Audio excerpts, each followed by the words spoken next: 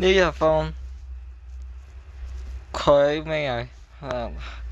向借女性中南部點啊？呢個係意思而產，意思講佢放最高強度特熱帶低氣壓強度啊！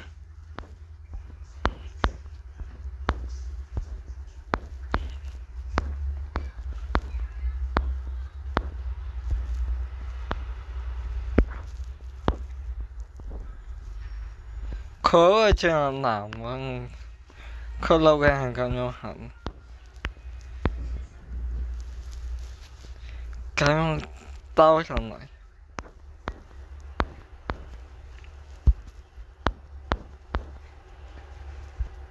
之後咁樣。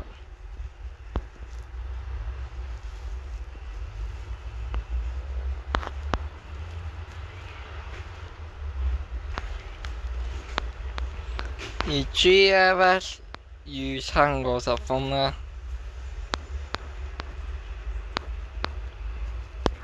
係會增強為熱帶低氣壓，跟住變消散，因為受東北季候風影響啦。佢強度係會迅速減弱。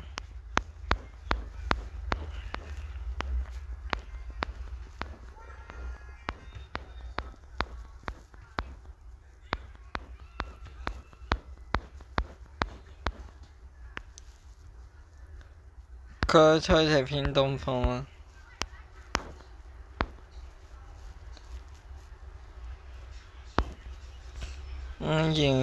如果再睇埋特殊預報，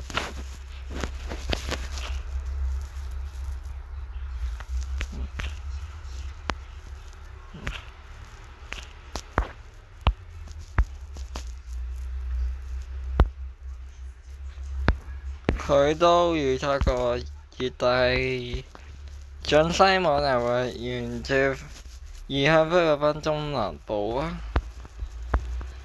部分預測係有機會提前進向東北啊。一係佢提前進向東北，二係佢哋有入南海。提前進向東北，二係佢進入南海。三喺菲律賓原地消散。呢個三啊。